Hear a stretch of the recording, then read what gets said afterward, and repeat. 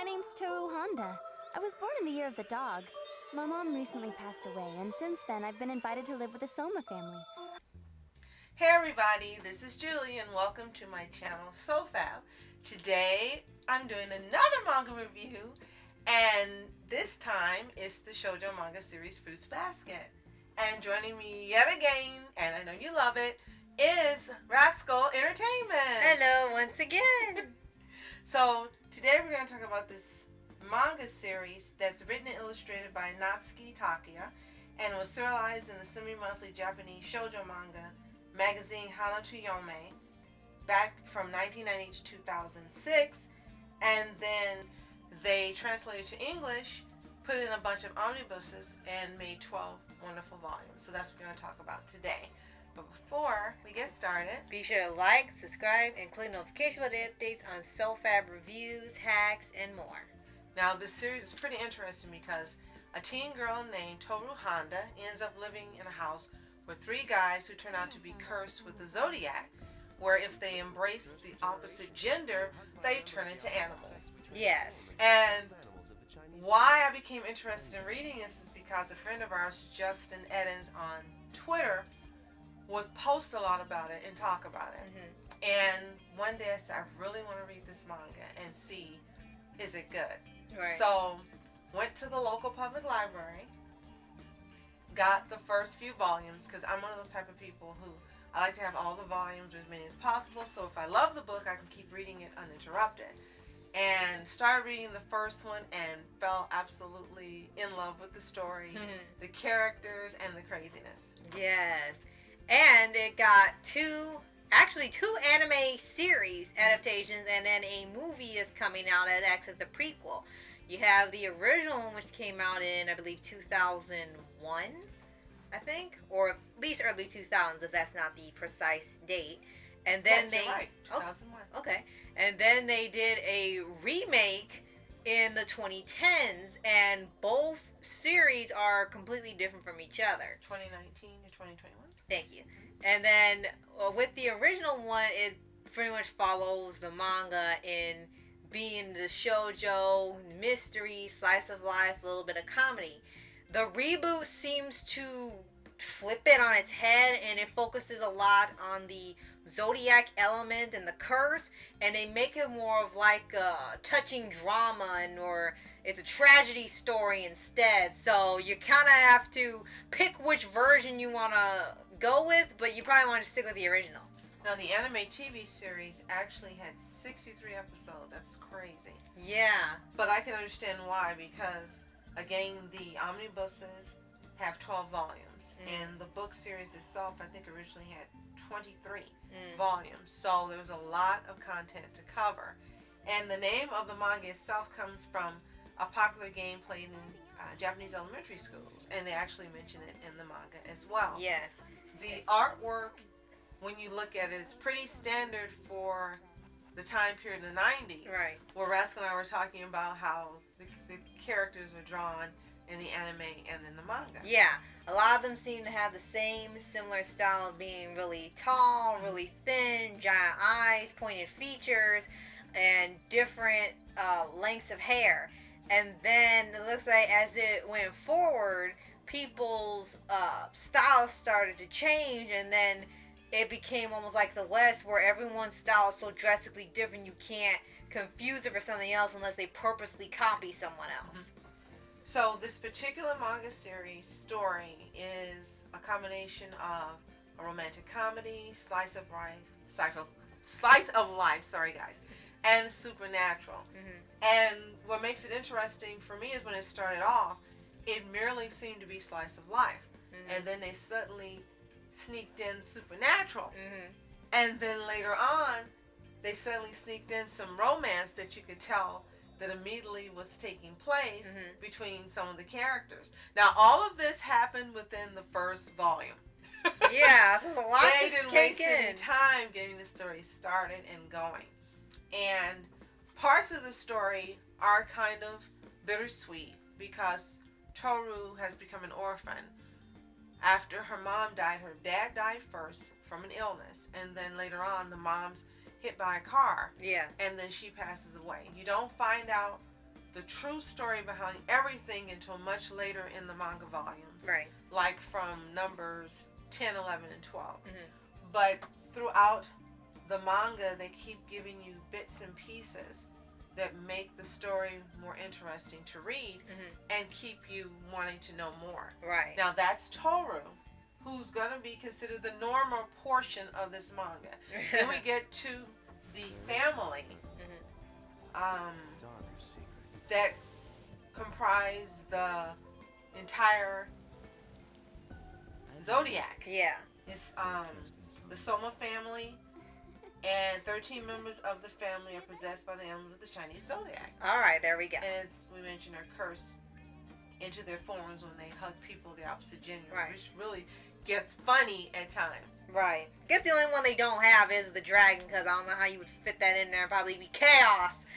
So for here, like you said, it stays pretty much slice of life, romance, supernatural comedy. It mixes in all together, and then I guess it really doesn't become more of the drama or tragedy part until it gets closer to the end.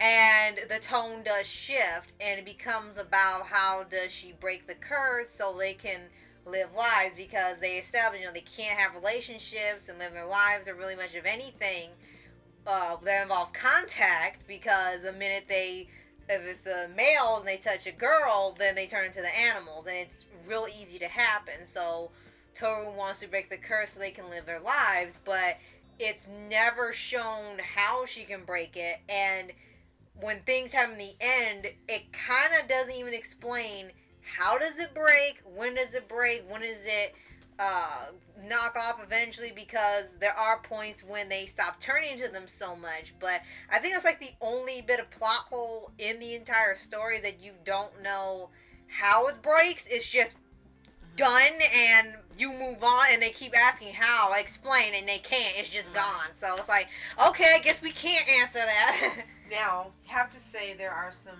amazing plot twists in here, and I say amazing because back when it was written in 1998 to 2006, these types of things that were plot twists in this manga didn't happen. Right. They were like manga shattering, genre shattering, earth shattering, and probably unbelievable to the people who were reading it then. Reading it now, yes, I was so surprised. I didn't see the plot twist coming, but we see a lot of these things happen now regularly, not only in Japanese manga, but also in a lot of Western anime and shows.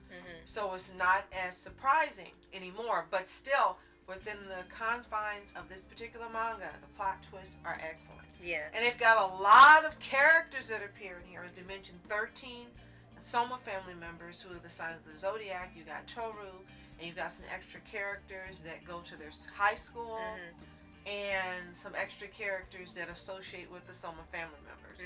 And as we mentioned, you've got backstory that comes up every now and then that tells about her mom and her dad.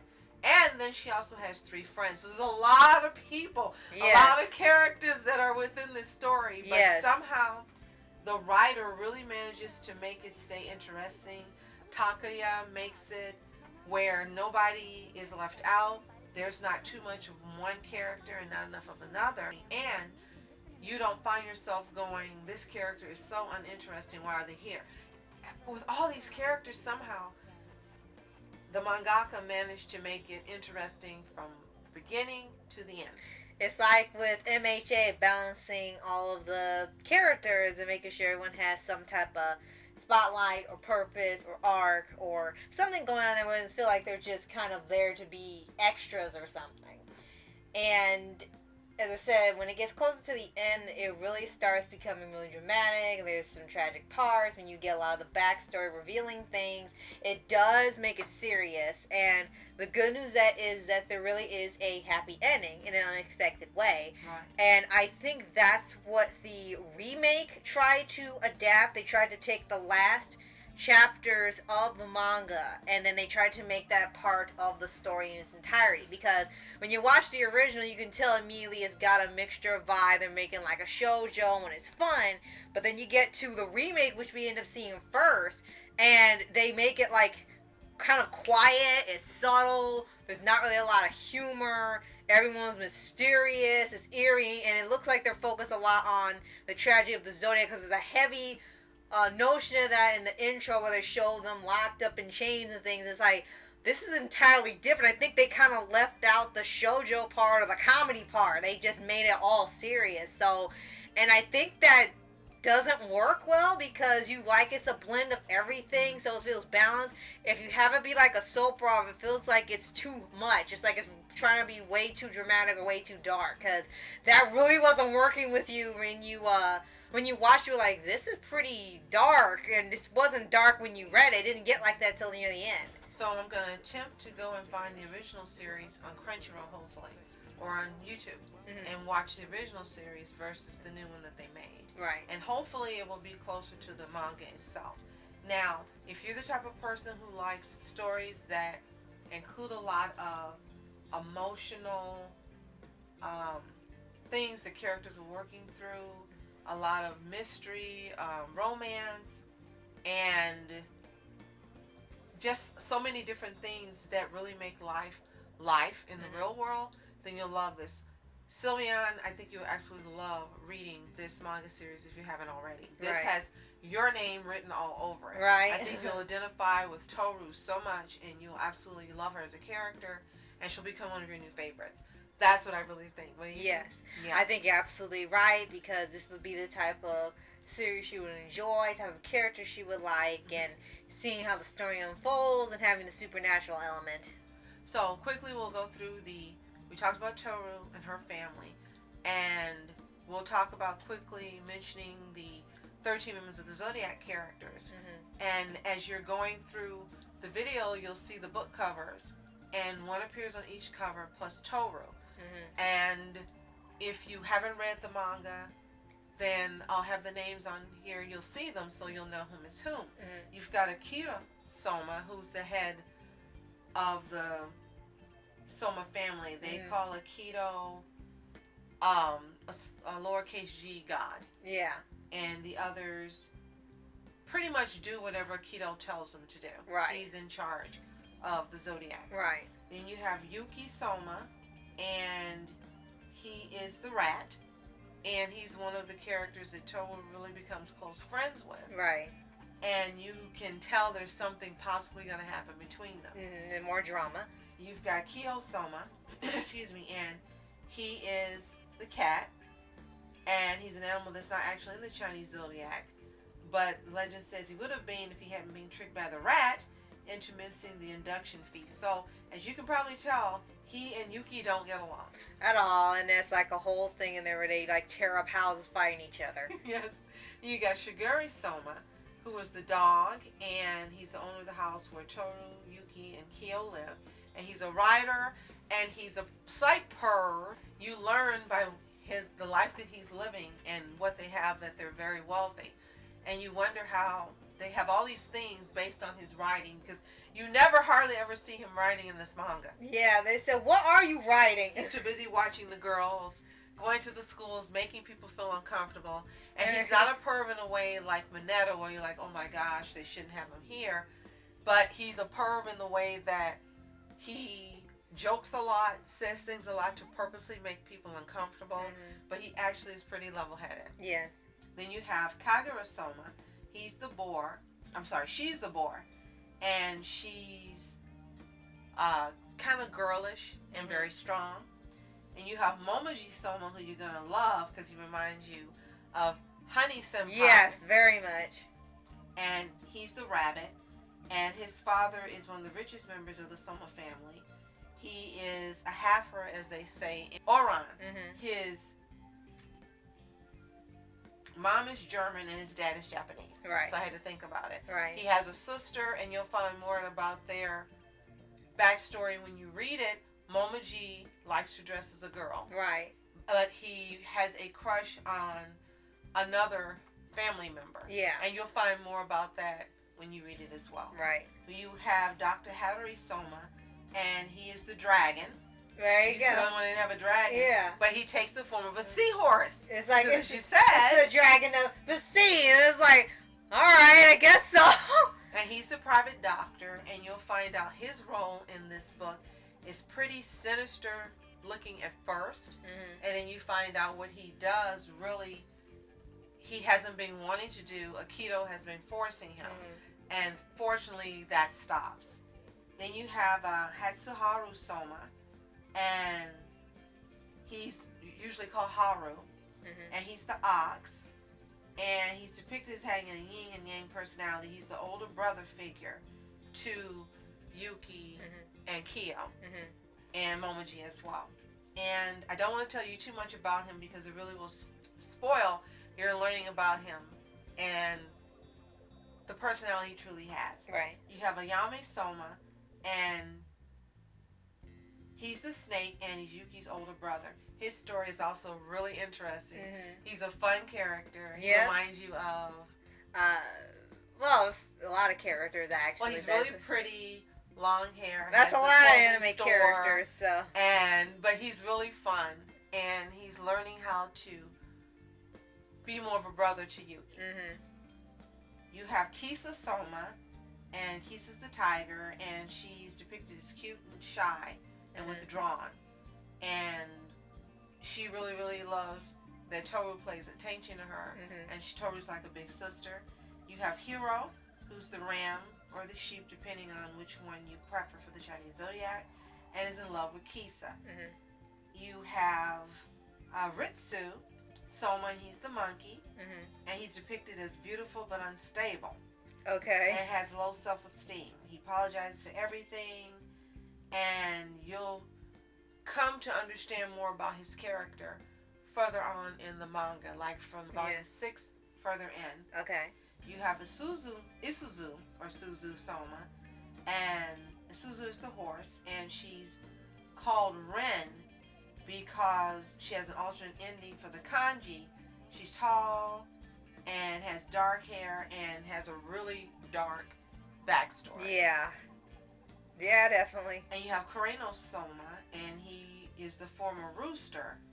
And when we say former, you have to find out his backstory. We don't want to ruin it because it'll ruin the story for you. Right. You have some other family members, Kazuma Soma, Akira, Ren Soma. There's a lot of them.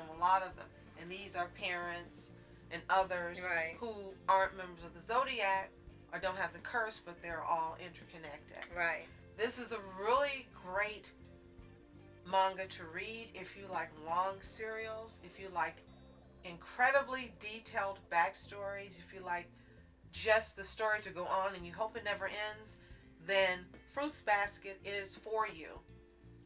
It's just the manga for you. And there are no colored pictures except for the covers themselves. And some illustrations at the beginning of the manga. Right.